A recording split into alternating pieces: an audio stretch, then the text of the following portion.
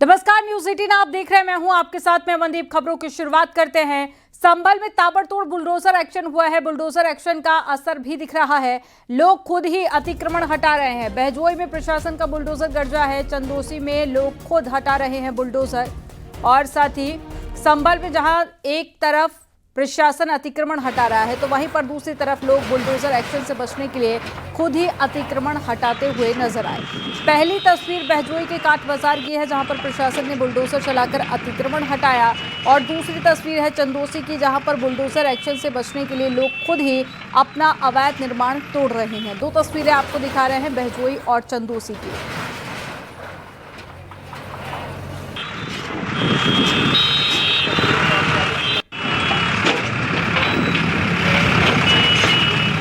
संभल में प्रशासन का बुलडोजर गरजा है। बुलडोजर से दुकानों के आगे से अवैध कब्जा हटाया गया। हालांकि बुलडोजर के आगे बैठकर व्यापारी ने कार्रवाई का विरोध किया। बहजोई के काट बाजार की ये घटना है। तस्वीरें आपको दिखा रहे हैं।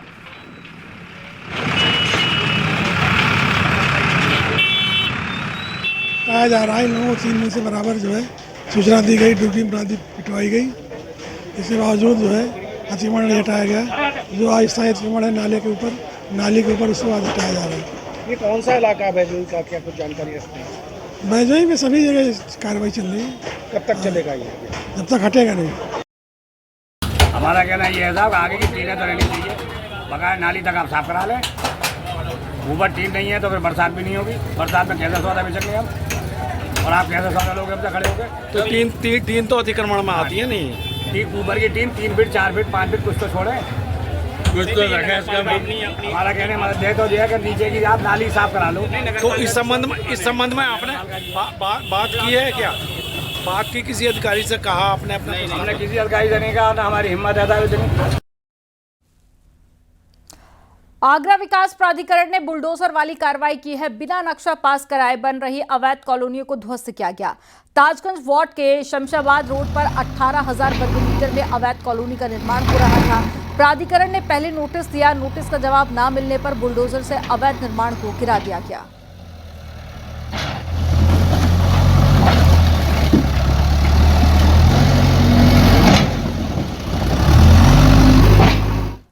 चंदौली में पुलिस ने गैंगस्टर के खिलाफ कार्रवाई करते हुए उसकी तकरीबन 74 लाख रुपए कीमत की संपत्ति को कुर्क कर दिया। आरोपी विकास यादव पर गौ तस्करी के कई मामले दर्ज हैं और वो पिछले काफी दिनों से जेल में बंद है। पुलिस ने गैंगस्टर के खिलाफ कार्रवाई करते हुए अपराध में अर्जित अवैध संपत्ति पर कार्रवाई की है। इसकी अनुमानित कीमत 73,96,000 रुपए बताई जा रही है। पुलिस ने आरोपी की कई मोटरसाइकिल और 4 पहिया वाहन भी कुर्क किया है। DG zone sir, DIG range sir तथा पुलिस अधीक्षक महोदय चंदौली के निर्देशों के अनुरूप गौ तस्करों के खिलाफ लगातार कार्रवाई की जा रही है। इसी क्रम में थाना बलुआ के अभियुक्त विकास यादव पुत्र जीत यादव के विरुद्ध गैंगस्टर एक्ट की धारा 14(1) के तहत जिलाधिकारी महोदय के आदेशानुसार कुर्की की कार्रवाई की गई है। कुर्क की गई संपत्तियों में 2 मकान, 1 भूखंड तथा 3 वाहन शामिल है, जिनकी अनुमानित कीमत 73,96,820 रुपए है। मेरठ में प्राइवेट स्कूल में बैटरी फटने से हादसा हो गया। तेज धमाके में 12 से ज्यादा बच्चे घायल हो गए। सभी बच्चों को निजी अस्पताल में भर्ती कराया गया, जिसमें 3 बच्चों की हालत गंभीर बनी हुई है। सोलर पैनल की बैटरी के ओवरचार्ज होने से हादसा हुआ। हादसा थाना किठोर क्षेत्र के गांव ललियाना के एक निजी स्कूल में हुआ है। सूचना पर पहुंचे पुलिस मामले की जांच कर रही है। तो पुलिस पूरे मामले को लेकर जांच पड़ताल कर रही है। मेरठ का ये पूरा मामला जहां पर स्कूल में बैटरी फटने से हादसा हो गया और हादसे में 12 से ज्यादा बच्चे घायल हो गए हैं, जिनकी तस्वीरें भी आपको दिखा रहे हैं। ये वीडियो आप देखिए सोलर बैटरी की, सोलर पैनल की, जिसमें ये ब्लास्ट हुआ और 12 बच्चे वहां पर मौजूद थे, 12 से ज्यादा, जिनके घायल होने की भी जानकारी मिली है। और ज्यादा जानकारी के साथ में निखिल जुड़ गए हैं, संवाददाता। निखिल, क्या अपडेट है पूरे मामले में? देखिए, मेरठ के किठौर थाना क्षेत्र के ललियाना का ये घटना है जहां पर एक प्राइवेट स्कूल में बैटरी फट गई और ये ओवर चार्जिंग की वजह से बैटरी फटी है। सीधे तौर पर लापरवाही स्कूल संचालक की है और उसी को लेकर ग्रामीणों में आक्रोश भी नजर आया था और उन्होंने सीधे तौर पर ये कहा कि अगर ये सही इक्विपमेंट्स लगाए जाते तो ये बैटरी ना फटती। लेकिन फिलहाल इसमें करीब 1 दर्जन बच्चे घायल हैं जिन्हें अलग अलग अस्पताल में भर्ती कराया गया है। जो झुलसे हुए बच्चे हैं उनकी तस्वीरें न्यूज़ 18 अपनी स्क्रीन पर दिखा रहे हैं कि किस कदर ये लोग झुलस गए हैं, लेकिन अभी तक कोई भी कानूनी एक्शन इसमें नहीं हुआ है क्योंकि कोई तहरीर इसमें नहीं आई है। उनके इलाज किए जा रहे हैं और स्कूल संचालक ने इलाज कराने की जिम्मेदारी ली है। जी ठीक है, जानकारी देने के लिए बहुत शुक्रिया आपका निखिल। और गाजियाबाद में मिले नर कंकाल मामले में पुलिस ने चौंकाने वाला खुलासा किया है और युवक के 5 दोस्तों को गिरफ्तार कर लिया। नर कंकाल मृतक उमा शंकर का है और गिरफ्तार आरोपियों ने पूछताछ में बताया कि 27 अप्रैल को शराब के नशे में विवाद हुआ, जिसके बाद में उमा शंकर की गला दबाकर हत्या कर दी गई और 2 दिन बाद शव को डीजल से जलाने की कोशिश की गई थी। आरोपियों की निशानदेही पर हत्या में इस्तेमाल किया गया गमछा और लाल रंग की प्लास्टिक की केन बरामद की गई है। सभी आरोपी मोदी नगर और मेरठ के रहने वाले हैं। एक आरोपी पर आपराधिक इतिहास भी मिला है और फिलहाल मामले की जांच की जा रही है। तो गाजियाबाद से ये तस्वीरें भी आपको दिखा रहे हैं। युवक की हत्या का चौंकाने वाला खुलासा पुलिस ने किया है और पुलिस ने 5 दोस्तों को गिरफ्तार कर लिया है जिन्होंने अपना गुनाह कबूल कर लिया है। ठीक है मैं पपन भाई ले जाए ना ले जाए हाँ ले जाओगे ना तुम भाई थाने में कितने बंदे। एक व्यक्ति का जला कंकाल मिला था जिसके बाद में जब जांच पड़ताल की गई तो पता चला कि उमा शंकर का ये कंकाल है, जिसके बाद पुलिस ने जांच पड़ताल की तो 5 लोगों को गिरफ्तार कर लिया है।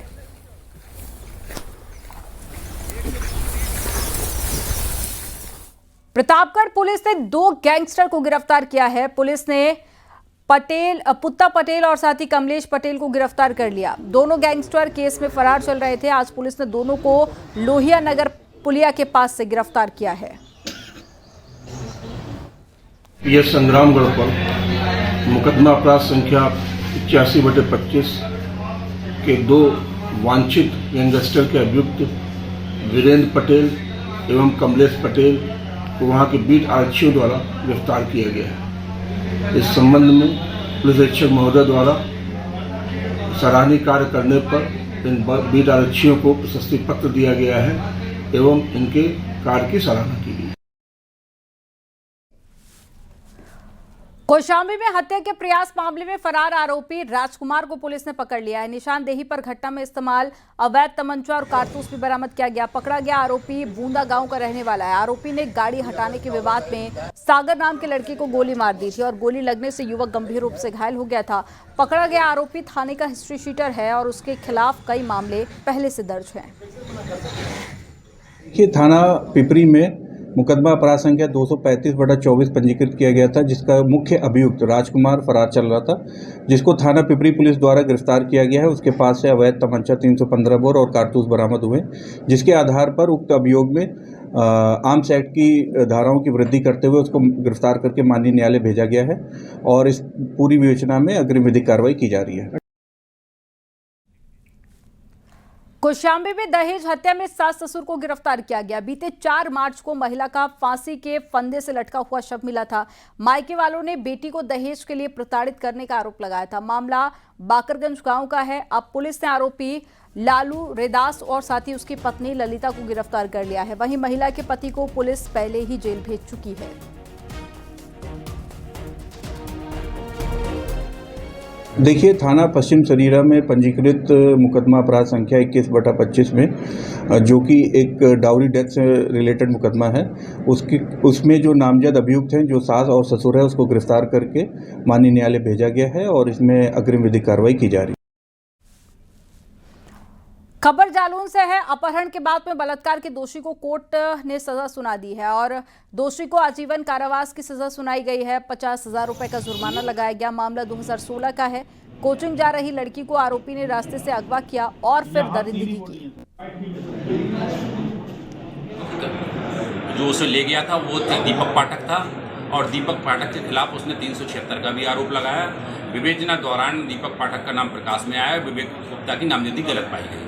आरोप पत्र दीपक गुप्ता के खिलाफ न्यायालय में दाखिल किया गया। इसके उपरांत विचारण अभियोजन की ओर से मेरे द्वारा व विजयराज राजपूत द्वारा किया गया। आज न्यायालय SC/ST बोर्ड के विशेष न्यायाधीश डॉक्टर अवनीश कुमार द्वारा अभियुक्त दीपक पाठक को आजीवन कारावास व 50,000 रुपये के अर्थदंड से दंडित किया गया। अर्थदंड की धनराशि पीड़िता को देय होगी। बहराइच में पुलिस ने व्यापारी के घर हुई बड़ी चोरी का खुलासा कर दिया है और 5 चोरों को गिरफ्तार किया है। गिरफ्तार चोरों के पास से सोने चांदी के जेवर और लाखों का कैश बरामद किया गया है। बताया जा रहा है कि ये लोग अपनी गर्लफ्रेंड के शौक पूरे करने के लिए चोरी करते थे। पुलिस ने गैंग के सरगना आशिक अली, साबान और विजय घोसी और साथी रंजीत सोनी को गिरफ्तार किया है। चोरी का 80% सामान भी बरामद किया गया। 28/4/25 को और 30/4/25 को 2 बंद घरों में चोरियां हुई थी। इस चोरी का निवारण के लिए पुलिस अधीक्षक महोदय द्वारा CO सिटी के नेतृत्व में एक टीम बनाया गया था, जिसमें प्रभारी निरीक्षक कोतवाली देहात, सर्विलांस और SOG प्रभारी ने मिल करके इस घटना का अनावरण किया है। इसमें 4 साथी अपराधी पकड़े गए हैं और तथा उस ज्वेलर्स को भी पकड़ा गया है जो चोरी का माल इनसे खरीदता था। एक साथी अपराधी जिस पे करीब 12 मुकदमे पंजीकृत हैं, वो अभी पुलिस के गिरफ्त से बाहर है, उसको भी शीघ्र गिरफ्तारी किया जाएगा। बुलंदशहर पुलिस ने ट्रांसफार्मर चोर गिरोह का पर्दाफाश किया है और 5 चोरों को गिरफ्तार कर लिया। पकड़े गए आरोपियों के पास से ट्रांसफार्मर से चोरी सामान, अवैध तमंचा, कार बरामद की गई है। सूत्रों के अनुसार इन आरोपियों में से बूरा और शहाबुद्दीन के खिलाफ पहले से भी मामले दर्ज हैं। ये दोनों कई बार जेल जा चुके हैं और ये गैंग रात के अंधेरे में ट्रांसफार्मरों को खोलकर उसमें लगे कॉपर वायर और अन्य कीमती सामान निकालकर बेच दिया करते थे। चोरी की वजह से बिजली सप्लाई भी बाधित होती थी। इन 5 के नाम भूरा पुत्र सलीम, शाबुद्दीन पुत्र मकमूल, नाजिम पुत्र रफ़ीक, अनवर पुत्र रफ़ीक और बिलाल पुत्र रियाजुद्दीन हैं। इन सब पे 4 से ज़्यादा मुकदमे कायम हैं और इनके पास से हमको 20 किलोग्राम मोटर का तार और लगभग 47 किलोग्राम ट्रांसफार्मर की पत्तियां, एक कार और एक अवैध तमंचा और 4 चाकू बरामद हुए हैं। और हमीरपुर में आंधी तूफान से मुर्गी फार्म को भारी नुकसान हुआ है। मुर्गी फार्म के टूटने पर मलबे में दबकर करीब 1700 मुर्गियों की मौत हो गई है। भारी नुकसान होने की वजह से फार्म मालिक ने SDM से मदद की गुहार लगाई है। हादसा बीती रात करीब 1 बजे आए आंधी तूफान के बाद में हुआ। घटना मोधा तहसील के पड़ोहरी रोड स्थित मुर्गी फार्म की है। के आसपास जो आंधी आई है तूफान टाइप में, तो उसमें मेरा छप्पर गिर गया है। मेरा तैयार माल जो है 2000 बच्चा पड़ा था, पूरा छप्पर उन्हीं बच्चों के ऊपर गिर गया है, जिससे सारा बच्चा दब के मर गया है। कुछ 200-250 बच्चा बचा है, बाकी सारा बच्चा मर गया। लगभग कितने का नुकसान हुआ? लगभग मेरा 3.5 लाख के आसपास का नुकसान हो गया है। जालौन में एक बेहद चौंकाने वाली घटना सामने आई। जालौन के अंबरगढ़ गांव के हैंडपंपों से पानी की जगह पर पेट्रोलियम पदार्थ निकल रहा है, जिसके बाद से पूरे गांव में दहशत का माहौल है। ग्रामीणों की सूचना पर स्थानीय प्रशासन घटना की जांच पड़ताल में जुट गया है। ग्रामीणों का कहना है कि बीते कुछ दिनों से पानी में कालापन और झाग आ रही है और आग लगाकर देखा तो वो जलने लग गया। उसमें कच्चा तेल निकल रहा है, उसमें गंध आ रही है, ना उस पीने के लायक बचा है, ना जानवर पी रहे हैं उसमें। पूरी रात जो उसको समर चलाई हुई है, पूरी रात में उसमें कच्चा तेल आ रहा है। अच्छा, आपको कैसे मालूम कच्ची तेल है? उसमें आग लगा कर देखा, उसमें आग लग रही है, उसमें गंध आ रही है, चिकनाहट है उसमें, वो अलग पानी पे छा रहा है ऊपर। ये नल लगा कब था? जी 2009 में लगा था, 15-16 साल हुए नल लगी हुई। अचानक से कब से देने लगा? अचानक कल से देने लगा अचानक। समाज कल्याण मंत्री और हरदोई में प्रभारी मंत्री असीम अरुण ने गेहूं क्रय केंद्र की व्यवस्थाओं का जायजा लिया है और किसानों से बातचीत की है। इस दौरान असीम अरुण मंडी की व्यवस्थाओं से संतुष्ट दिखे। किसानों ने मंत्री से गेहूं के बोनस और दामों को लेकर सुझाव दिए हैं। सुझावों को मंत्री असीम अरुण ने मुख्यमंत्री योगी आदित्यनाथ के सामने रखने की बात कही है। आज गेहूं खरीद की व्यवस्था का निरीक्षण मैंने किया। जो व्यवस्था है, सिस्टम है, उससे किसी को शिकायत नहीं मिली और लोग इससे संतुष्ट हैं। लेकिन दर क्या होना चाहिए, बोनस क्या होना चाहिए, नीति क्या होना चाहिए, इसके बारे में कई महत्वपूर्ण सुझाव यहाँ पे हमारे किसान भाइयों ने दिए। इसको मैं मुख्यमंत्री जी के सामने रखूंगा। खबर सिद्धार्थनगर से है, जहां पर नेपाल के रास्ते आतंकियों की घुसपैठ की सूचनाएं आने के बाद में बॉर्डर पर सुरक्षा एजेंसियां अलर्ट पर हैं। नेपाल से जुड़े सीमावर्ती इलाकों में जांच और निगरानी तेज कर दी गई है। इसके साथ ही सुरक्षा व्यवस्था भी बढ़ा दी गई है। हर आने जाने वालों पर कड़ी निगाहें रखते हुए उनके सामानों की चेकिंग और उनके पहचान पत्र देखकर ही भारत में एंट्री दी जा रही है। व्यवस्था बहुत बढ़िया है। इस समय भारत और नेपाल के बॉर्डर पे हमारे एसएसबी जवान और थाने की भी पुलिस सुरक्षा व्यवस्था के मामले में बहुत अच्छे हैं। बहुत टाइट बॉर्डर है, दिनों रात ये लोग गश्त करते हैं। अच्छा, जो पगडंडी वाला रास्ता है उस पर कैसा है? उस पर भी सुरक्षा गार्डों का पहरा लगा रहता है। जो नेपाली नागरिक हैं वो भारत में कैसे आएंगे? वो आते जाते उनके पास आईडी होता है सर। नेपाल के लोग आते हैं तो आईडी दिखाते हैं, भारत के लोग जाते हैं नेपाल में तो वो भी आईडी दिखाते हैं। ऑपरेशन सिंदूर अभी भी चल रहा है और इसकी सफलता और इसकी शौर्य गाथा हर भारतवासी को पता है और ये भारत के लिए एक पाकिस्तान के मुंह पर एक करारा तमाचा है। आप देख सकते हैं इसी तमाचे की वजह से जो पाकिस्तानी जो आतंकवादी हैं ये बौखला से गए हैं और अपनी बौखलाहट को दूर करने के लिए वो तरह तरह से हथकंडे अपना रहे हैं, जिसमें वो अपने प्रशिक्षित आतंकवादियों को भारत नेपाल के रास्ते, भारत बांग्लादेश के रास्ते से भारतीय सीमा में प्रवेश करने के बारे में तैयारियों को लेकर जुटे हुए हैं। इसी सुरक्षा को देखते हुए जो भारत नेपाल की जो सुरक्षा एजेंसियां हैं, एसएसबी है, जो लोकल पुलिस है और इंटेलिजेंस यूनिट है, ये सभी इसी आतंकवादियों को रोकने के लिए किसी भी अप्रिय घटना।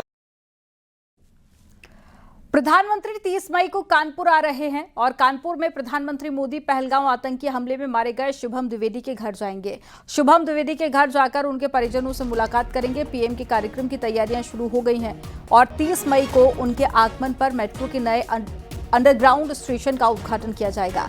साथ ही कई विकास योजनाओं का शिलान्यास और लोकार्पण भी होगा। प्रशासनिक अमला और बीजेपी कार्यकर्ता इस दौरे को सफल बनाने के लिए दिन रात जुटे हुए हैं।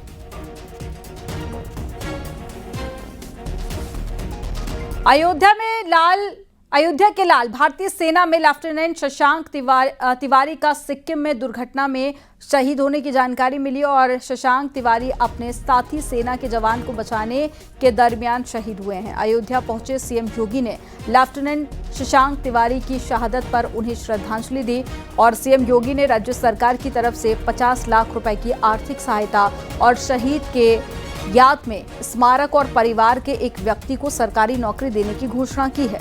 शहीद शशांक के पिता कल अयोध्या पहुंचेंगे। फिलहाल शशांक तिवारी का पार्थिव शरीर देर शाम को अयोध्या पहुंचेगा और कल राजकीय सम्मान के साथ में अंतिम संस्कार किया जाएगा।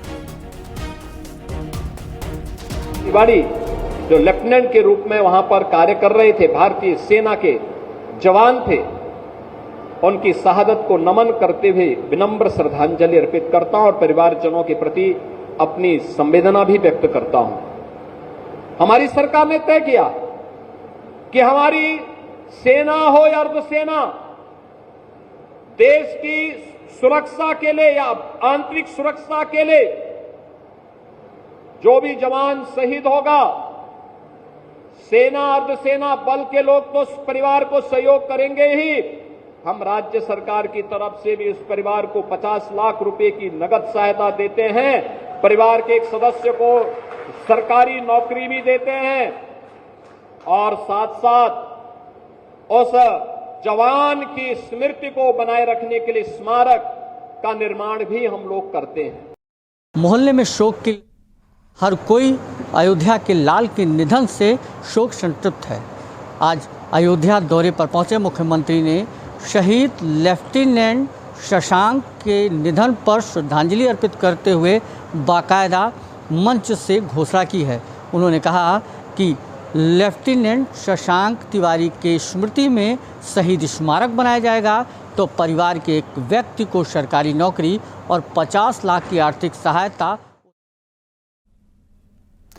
अयोध्या पहुंचे सीएम योगी आदित्यनाथ ने पहले हनुमानगढ़ी पहुंचकर दर्शन किया और उसके बाद में सीएम योगी ने श्री हनुमत कथा मंडपम का लोकार्पण किया। इस मौके पर सीएम योगी को चांदी का मुकुट भेंट किया गया। वहीं सीएम योगी आदित्यनाथ ने सेना के शौर्य को याद किया और साथ ही पाकिस्तान पर करारा प्रहार किया। उन्होंने कहा कि पहलगांव में धर्म पूछकर निर्दोष नागरिकों को मारा, हमने 26 के बदले 124 आतंकियों को मार गिराया। यह आतंकवाद पाकिस्तान को ले डूबेगा। ज्यादा दिन नहीं बचे हैं, अब 75 वर्ष बहुत जी लिया। पाकिस्तान पे हमला तो भारत की सेना ने नहीं किया था, उसने हमारे निर्दोष लोगों पर प्रहार किया था। धर्म पूछ करके गोली मारी थी, 3 वर्ष तक के बच्चे को गोली मारी थी। कानपुर के शुभम द्विवेदी को मात्र 2 महीने पहले शादी हुई थी उस युवा की, उसकी पत्नी के सामने गोली मार दी गई। 26 ऐसे लोगों को निर्मम हत्या कर दी गई और उसके बाद 24 सहारनपुर के कांग्रेस सांसद इमरान मसूद ने 2027 विधानसभा चुनाव को लेकर बड़ा बयान दिया। उन्होंने समाजवादी पार्टी और कांग्रेस गठबंधन पर सवाल उठाते हुए साफ कहा कि कांग्रेस को किसी बैसाखी की जरूरत नहीं है। साथ ही कहा कि इस बार चुनाव में 80-17 वाला फॉर्मूला नहीं चलेगा। नहीं, ये देखिए, ये गलत परसेप्शन बनाने का प्रयास करते हैं, ये गलत बात बोलने का काम करा जाता है।